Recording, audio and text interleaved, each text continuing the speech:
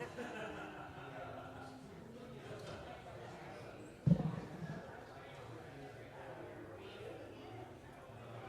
Yeah, I stay on the same note there.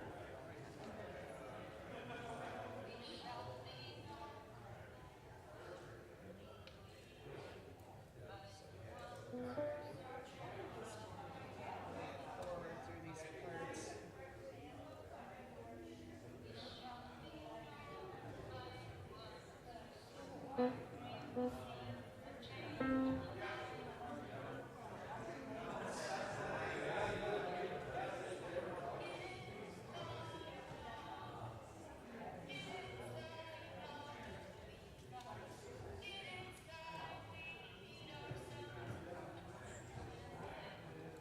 That's what it does. So it goes. Yeah, you. No, it's really close.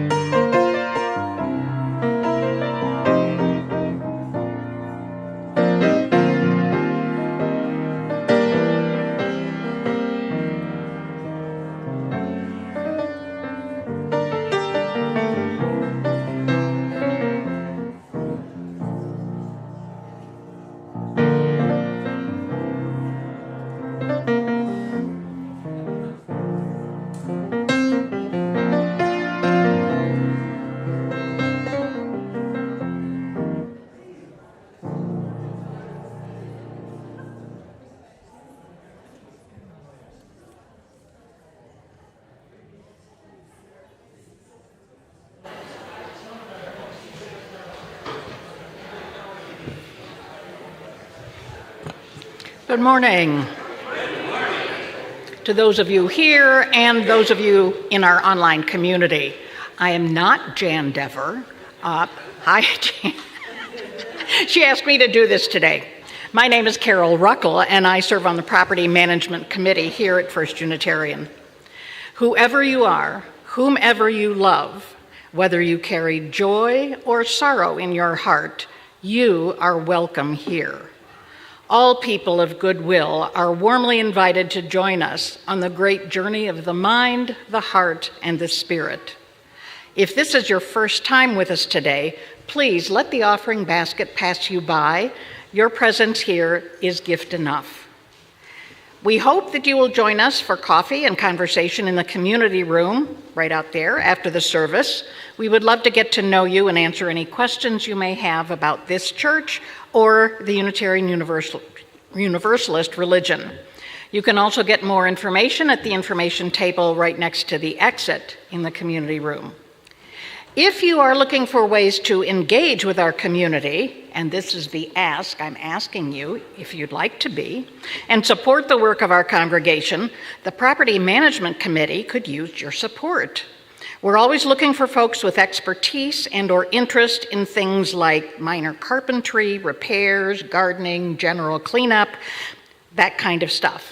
If that's not your thing, please visit the opportunity table at the back of the community room, and there you will find a variety of other activities that would welcome more helping hands.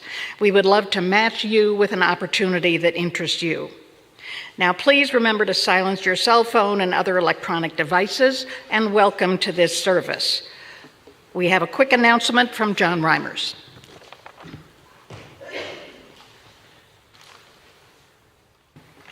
Morning, everybody. I'm John Reimers, and I'm one of the 18 people that went on the Rhodes Scholar Civil Rights Tour back earlier in the spring. And I have to say, we took a tour of the South, and it was really an educational and emotional experience. And a group of us from the trip will be hosting the second film of a 3-film series this Friday, August 16th, right here in this room at 6 p.m. on Friday.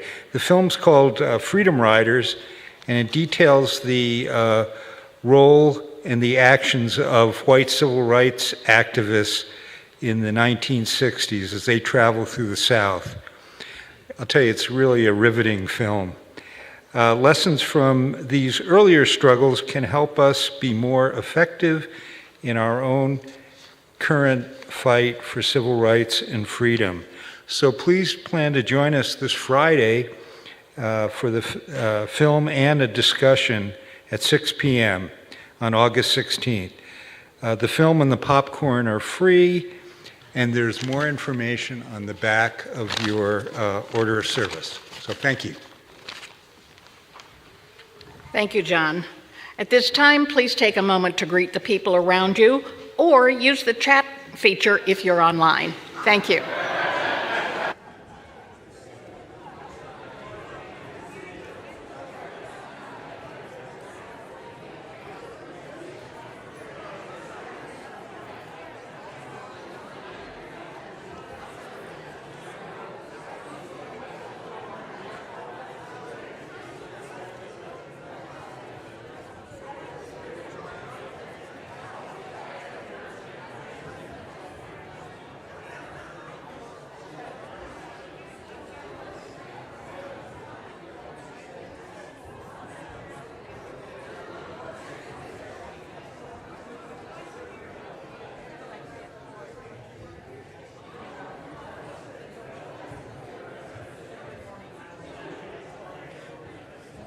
Good morning.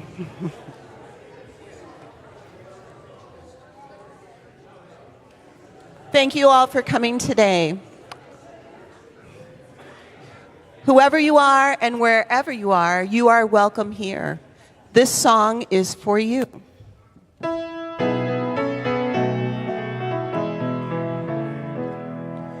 We are many, we are one.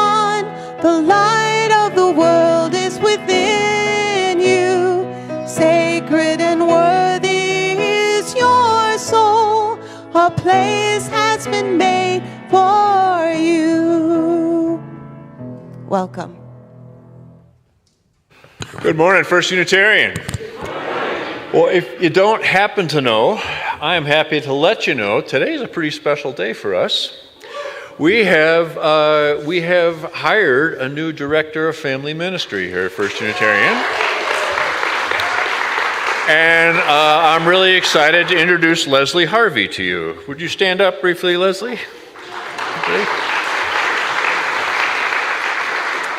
You're going to be seeing a lot more of her. She's a lifetime educator. She's fluent in Spanish. She loves children. We're all going to do great things and have lots of fun doing it. So please give Leslie a warm welcome.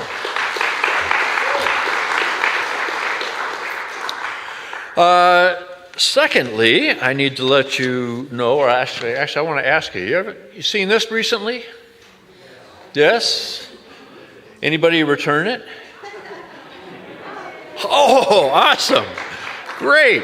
So this is a letter from our Legacy Working Group, and it is about the long-term health and vitality of our congregation. Please do return it.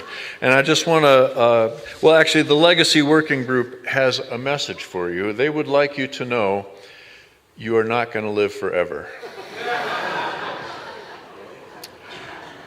And long after we're all gone, we really hope this congregation and this church is still here. That's the whole idea, right? So please do fill this out. Find one, and there will be extra copies at the at the opportunities table after service. Find one, fill it out, return it.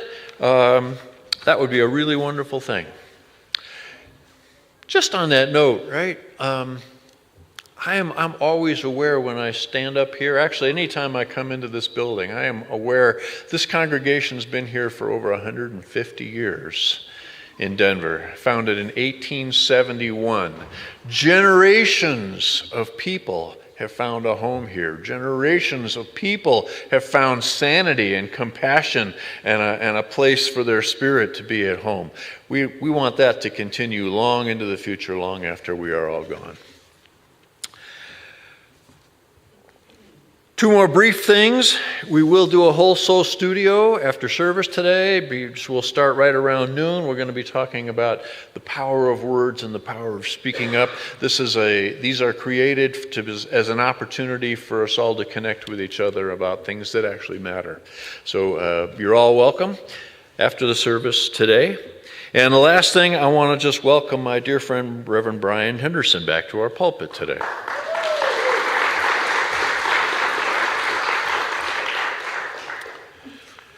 A call to worship. I don't know I guess this is a poem. I'm not sure. It's sort of poem-ish. But it's from John Rodell. And it goes like this. I am a conditional atheist. God does not exist for me on the tip of a sharpened sword, or on the lips of a sermonizing hate evangelist who is foaming at the mouth, or in the licking flames of a torch held by a marching bigot, or in any dogma that has been soaked in the ancient poison of guilt and self-blame. The divine doesn't exist for me anywhere where wounds are being caused in its name. I don't know about how any of this works, but I've never found much of God in the towering hierarchy of unchecked power. The great mystery isn't a cracking whip, or a flag, or an internet manifesto, or a pointed finger, or a political party, or a dividing line, or a box of ammunition, or a Corvette driven by a TV preacher, or a specific gender, or a book bonfire. Creation is more of a florist than she is a fundamentalist. The weaver of life is more interested in stitching us together into a quilt than in how to separate us into metal bins. To come into relationship with unending love shouldn't require us to loathe ourselves. It should be the exact opposite. To know ourselves is to know God.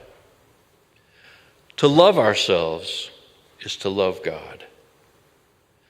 My love, I believe that the divine is just about everywhere,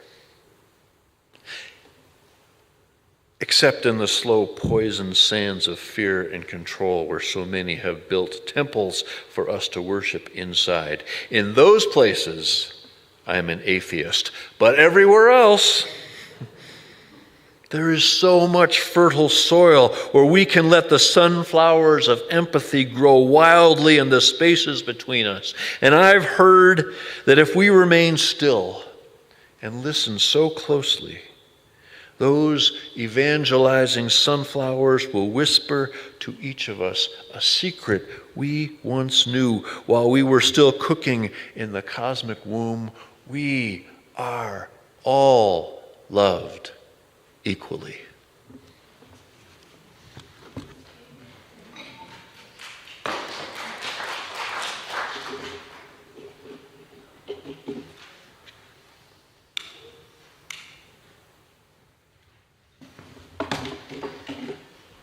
Welcome.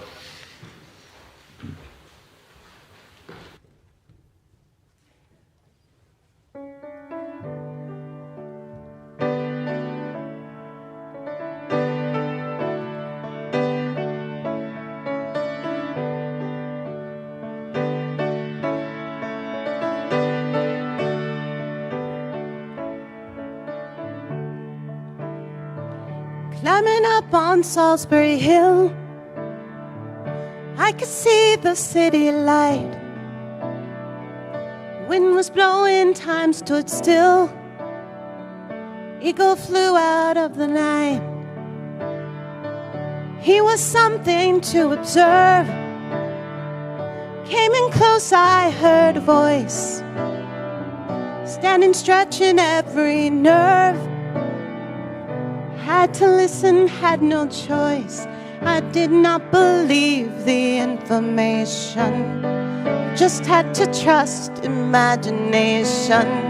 My heart going boom, boom, boom. Son, he said, grab your things, I've come to take you home. Hey, back home.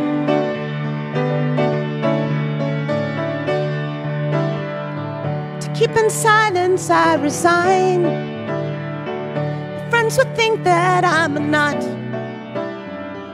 turning water into wine. Open doors that soon would shut. So I went from day to day, though my life was in a rut, till I thought of what to say, which connection I should cut. I was feeling part of the scenery, walked right out of the machinery. My heart going boom, boom, boom. Hey, he said, grab your things, I've come to take you home.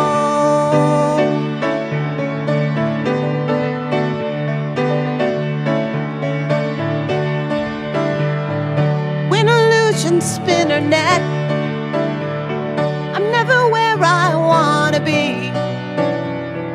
Liberty, she pirouette when I think that I am free. Watched by empty silhouettes who close their eyes but still can see. No one taught them etiquette. I will show another me. Today I don't need a replacement. I tell them what the smile on my face meant. Heart going boom, boom, boom. Hey, I said you can keep my things that come to take me home. Oh, home.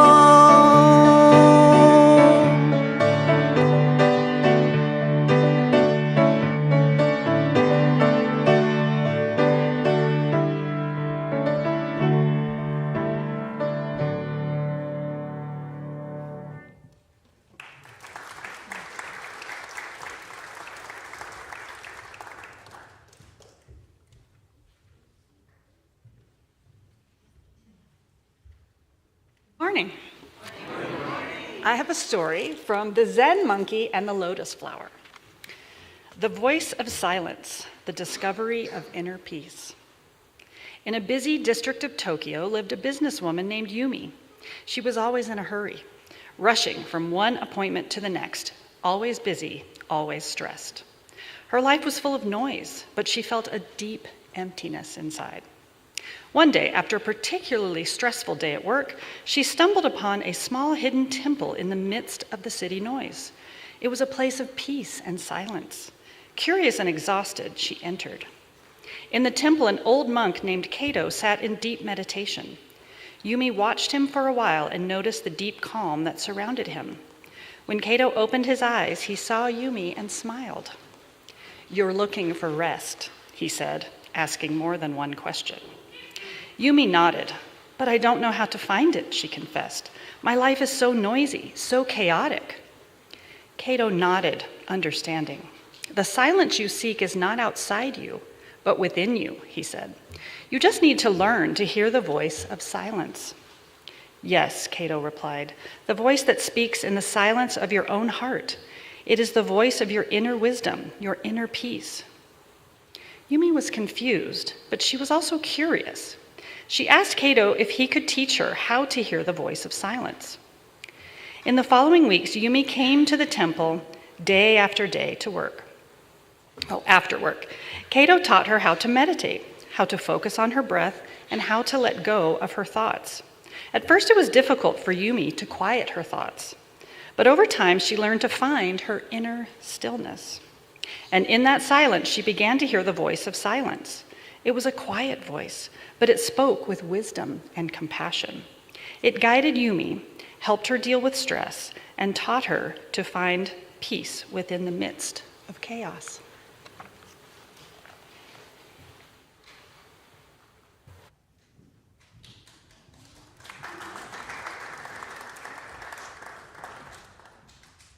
Please stand as you're willing and able and join us in singing our hymn, Just As Long As I Have Breath. Leah's going to play through it one time so you can hear the melody, and then we'll join her.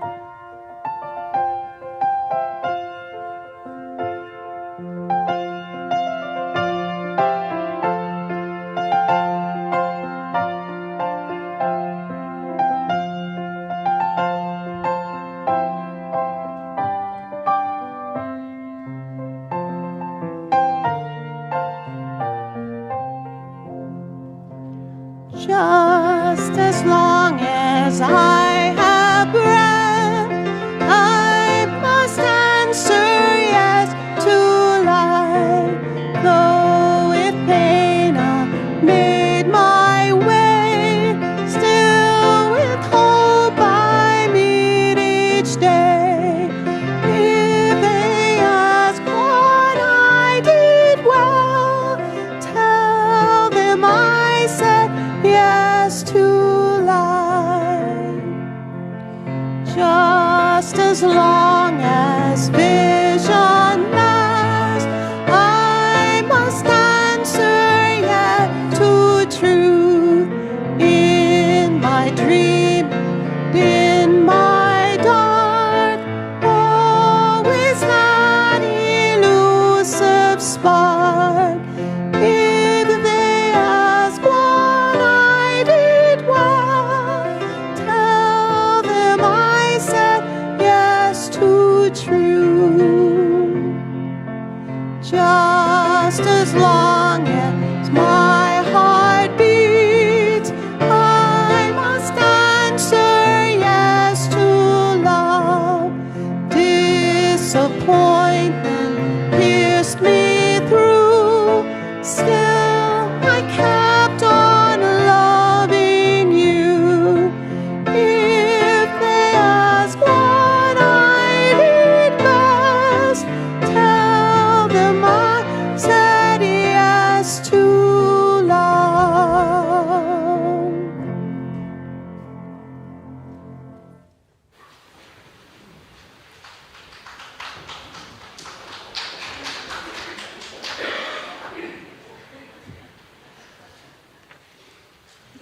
Good morning. My name is Kristen Atkinson, and this is Tessa Atkinson Marcus. I am a member of the Religious Exploration Committee at this congregation, and I'm honored to be here as we welcome Leslie Harvey into our community as Director of Family Ministry and Inclusion. This community has been an important part of my family's life for the past 7 years, and I'm so excited for the energy that Leslie's presence invites us to infuse into our collective ministry. This Sunday, the offering we generously give is dedicated to supporting the important work being done at First Unitarian. Together, our contributions make possible incredible social justice initiatives, thought-provoking sermons, uplifting dynamic music, and vital community celebrations. In giving of our time, skills, warmth, and of course our money, we breathe life into this congregation. In giving, we renew ourselves and each other. As the offering baskets come around, know that we are deeply grateful for all that you offer today and always.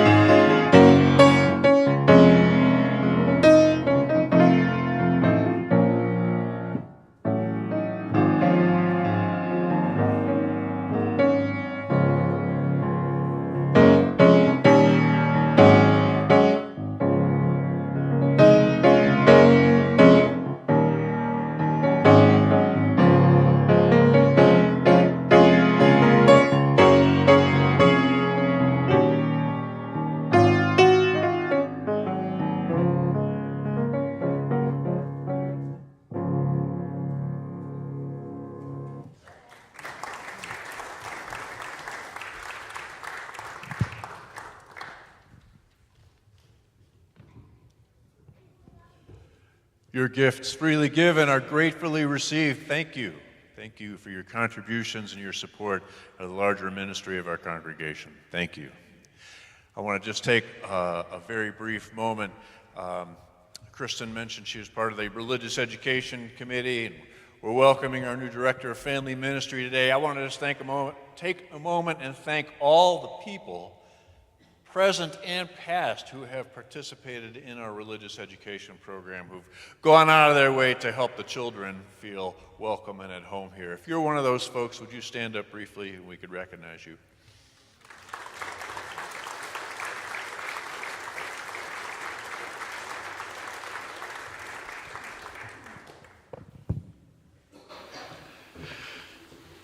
A couple of joys and concerns of our larger community, and one quite close to home for me. I learned late last night that my cousin, Steve Michael Pfeiffer, passed away very suddenly yesterday.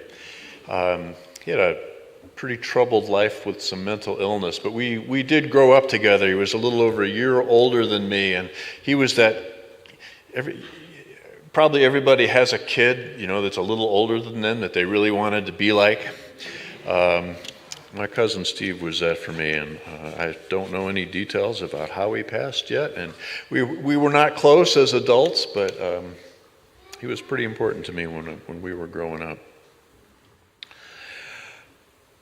And the other thing I need to mention, as I mention a lot, is cease fire. Cease fire now. Return the hostages, put the bombs and the bullets away, find a different way. There is no moral high ground in displacing, starving, or killing innocent people. And if you're doing that, whether you are Hamas or Israel or one of the countries, including the United States, that is empowering, funding, or supplying Hamas or Israel, you have nothing to say about righteousness or morality or justice. Center the people, cease fire, work for peace, find a different way. Amen?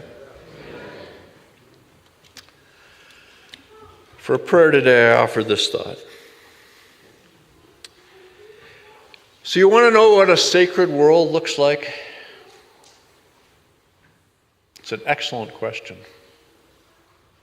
For starters, turn away from the televised drama of all the things gone wrong, things that don't work, things we don't want. Maybe close your eyes and imagine and see that in a sacred world, everyone eats. And no one is left to look into the eyes of hungry children at night. In a sacred world, no one sleeps under a bridge or in a box or not at all because there's no place safe. In this world, we dream of wellness is as free as sun and air, and proper care is not a luxury or a privilege. Here, a lack of legal tender is never a death sentence. In a sacred world, the work of our hands is a labor of love, each of us pouring our offerings into people and places near enough to touch, never to be wastefully spent by the distant rich, hungry for more. In this world, war and its many weapons are only found in old stories we tell our grandchildren. And we tell them in broad daylight so as not to frighten them too much. Just enough. In any sacred city, artists hold court, where centers of detention once stood. Music and dance and poems to mend what's broken and soothe the sleep of those once chained. In a sacred world, the words death and penalty are never offered in the same sentence. This is a world where discovery is not a channel, but a way of life that opens minds and lifts backsides off of couches and cushions and puts feet and hands and eyes on the earth and arms around each other. In a sacred world, every circle of council leaves open a seat for the four elements: earth, air, fire, and water, and a fifth, which is spirit. Male and female, and everywhere in between, and expressions that we don't even have words for yet. Within and without, above and below, all we are meant to be. A sacred world looks like this, simply this: human hands moved by love.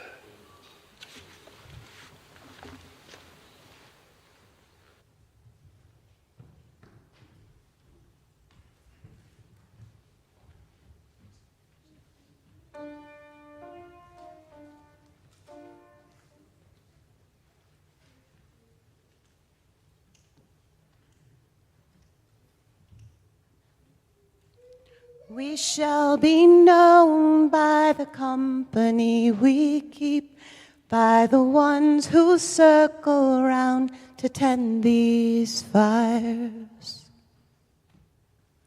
We shall be known by the ones who sow and reap the seeds of change alive from deep within the earth. It is time now. It is time now that we thrive. It is time we lead ourselves into the well.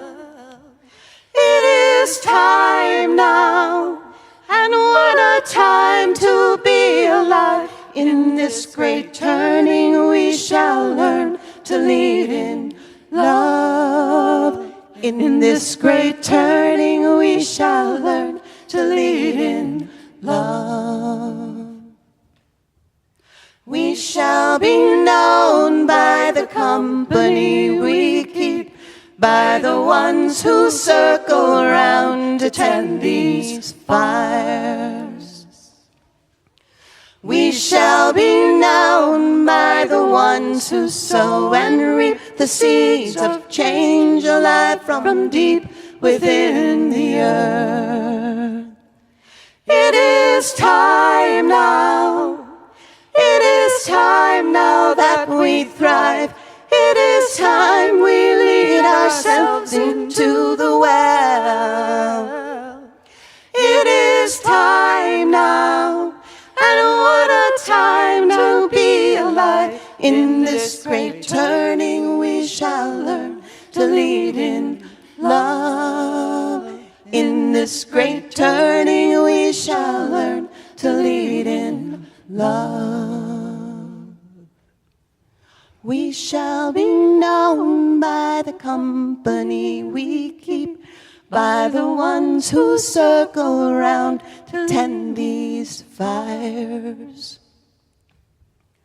We shall be known by the ones who sow and reap the seeds of change alive from deep within the earth. It is time now. It is time now that we thrive. It is time to lead ourselves into the well. It is time now. And what a time to be alive. In this great turning we shall learn to lead in love. In this great turning we shall learn to lead in love. In this great turning we shall learn to lead in love. In this great turning we shall learn to lead in love.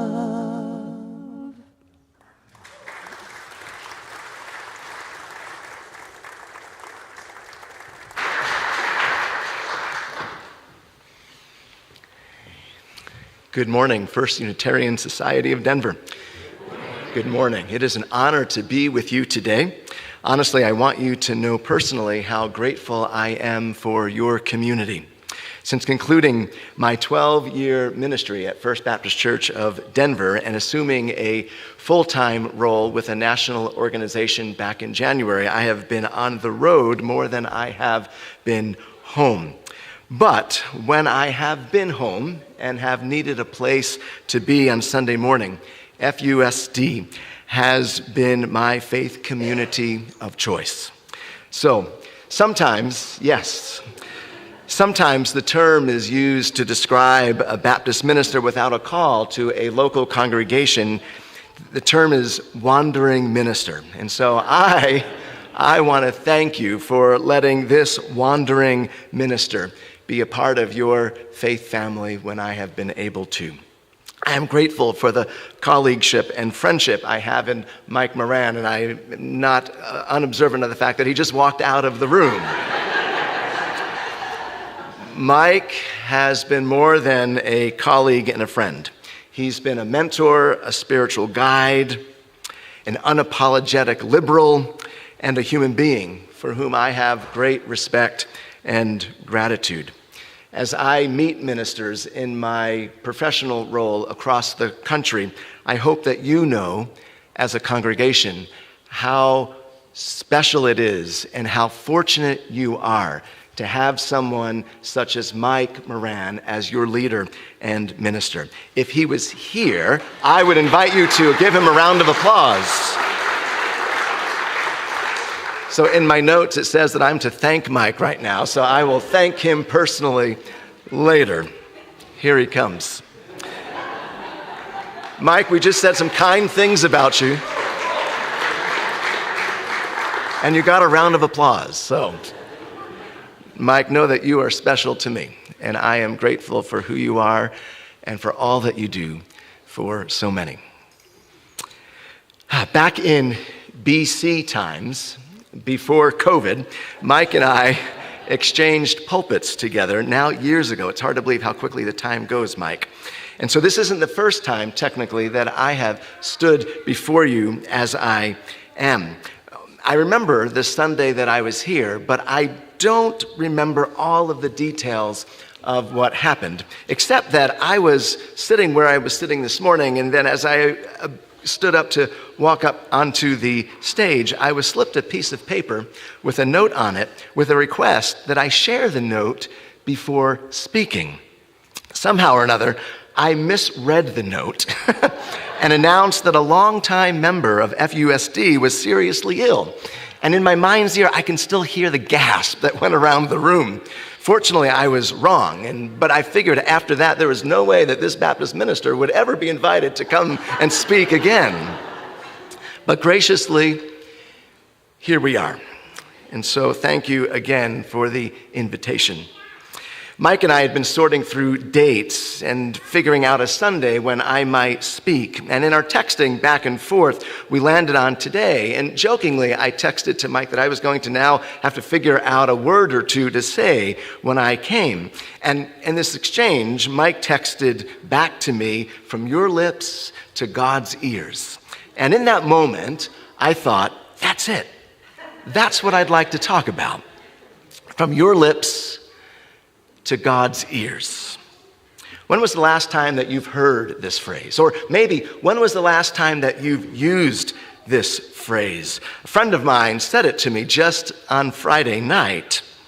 Doing a little research, it was interesting to learn that this is a phrase with Yiddish roots and came into usage in the decades preceding the First World War. It simply means, may what you've said come to pass.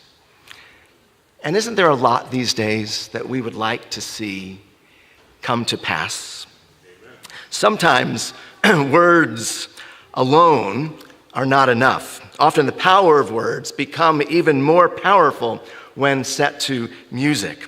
Your very own music director extraordinaire, Leah Davis, has wisely said, music reaches us in worship in ways that words cannot. And so, thank you, Leah. and Helen and Charlotte for leading us today as you have. The song, We Shall Be Known by Mamuse was movingly shared, wasn't it? We can give them a round of applause again. Thank you, thank you. It is time now, and what a time to be alive. In this great turning, we shall learn to lead in love. From your lips to God's ears. We talk about love, loving the divine, loving neighbor. We teach our children and our youth about this. We sing about it. We offer prayers and intentions for love. And yet, isn't it hard to love sometimes? Loving is always hard. And yet during election seasons, such as we're experiencing, and don't worry, I'm not going to get political, the challenge to love becomes even more challenging, doesn't it? I don't know if you have a cousin named Gary like I do, but my, does he make it hard to love. He makes it hard to even exist with him on Facebook, to be honest. How might we bring to pass this call, this challenge, an invitation to love? How might you bring it to pass? Last week, I was in Fountain Hills, Arizona, about 35 minutes northeast of Phoenix. And Fountain Hills has a beautiful lake and, appropriately, a famous fountain. There's a 2-mile path around this lake that I like to run each morning that I'm there. Well, last week on my first day of running, about a third of the way around the lake, there was an older gentleman with a red hat, and you guessed it, a MAGA hat, sitting on a bench. As I ran by him, I debated whether I should stop and simply ask him, what is it about MAGA that makes sense to you? I didn't, but I kept running. The next day, about a third of the way around there, he was sitting again on the same bench. But this time, there was someone else sitting with him, seemingly engaged in conversation. And as I ran by, I heard the man with the MAGA hat saying, now, let me tell you how I see things from my perspective. I thought, well, that's going to be interesting. But I just kept on running. And as I did, I thought to myself, wow, they seemed engaged in a civil conversation. Good for them. And then the next day, about a third of the way around the lake, the MAGA hat man wasn't there, but the man who was in conversation with him was. This time, sensing that just maybe this man and I might have some political values in common, I stopped and offered a brief word of affirmation of how civilly he seemed to engage the MAGA guy. The man laughed, and he said, oh, geez, those folk drive me crazy. In fact, they are crazy. But I did my best to talk kindly to him. Now, I'm not naive enough to think that civil conversations, Mike, can always be had. But this complete stranger gave me cause to pause, to consider how I might just be a bit more loving and caring in my own interactions with people, even family members like Gary and close friends with whom I cannot see eye to eye. As we sang earlier, just as long as my heart beats, I must answer yes to love. Disappointment pierced me through, still I kept on loving you. If they ask what I did best, tell them I said yes to love. From your lips to God's ears. Now, since I'm a Baptist, or maybe I might say a Baptist Unitarian Universalist, if I'm allowed to say that. Don't tell too many people, but I'm proud to say it. But since I am a Baptist and I come from the tradition that I do, I must read something from the Bible, right? And since from your lips to God's ears comes from Jewish roots, I'd like to read something for us today out of the Hebrew Scriptures, specifically from the prophet Isaiah, chapter 6, verse 8. This is the story that recounts, if you will, the calling of the prophet Isaiah. Verse 8, then I, that is Isaiah, then I heard the voice of the Lord saying, whom shall I send, and who will go for us? And I said, here I am, send me. Now in truth, the prophet Isaiah was given some challenging words to say to the people of his day, and unfortunately he didn't have someone like Leah who could put his words to music, I imagine, to make them sound even better. And we don't have time to get into all of the words that he would have said.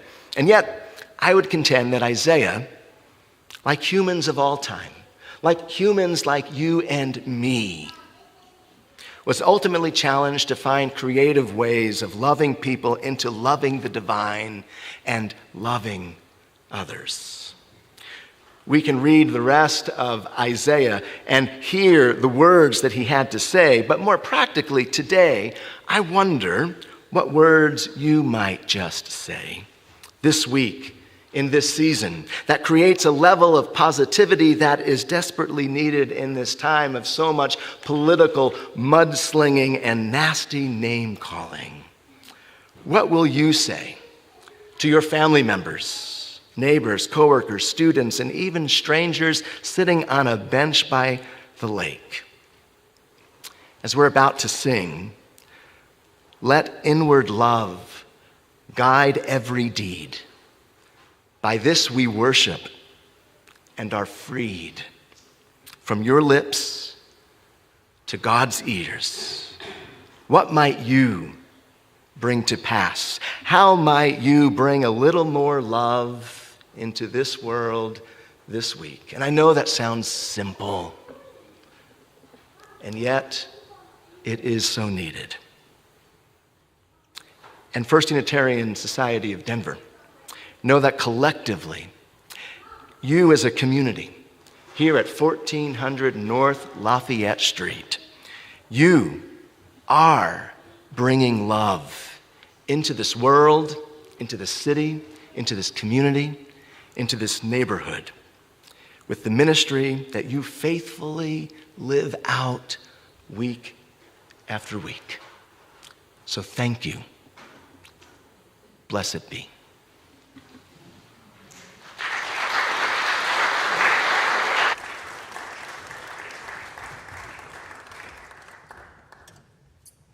And please stand if you're willing and able to, and join us in singing Though I May Speak with Bravest Fire. You can sing in with your hymnal or look at the screen for the words.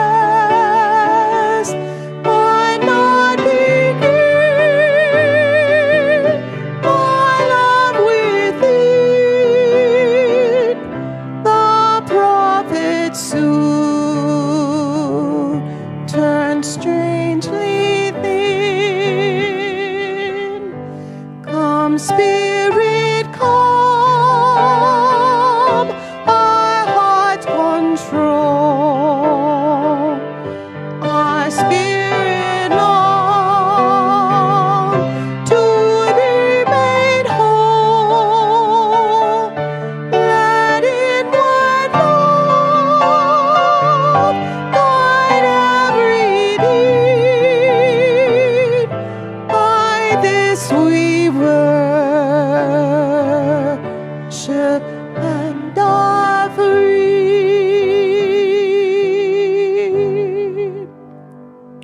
Remain standing, and you can help us sing our closing affirmation.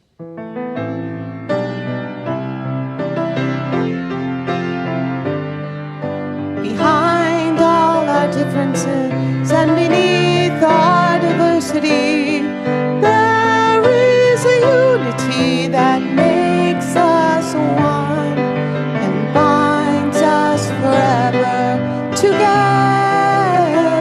throughout all time, through life and death, and the space between the stars, throughout all time, through life and death, and the space between the stars.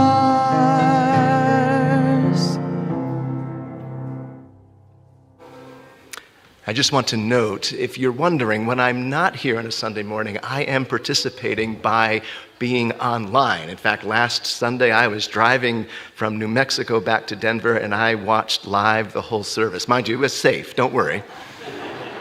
And I also want to observe that, yes, you had a Baptist minister speaking today, and you are finishing service before the hour is up. Just saying.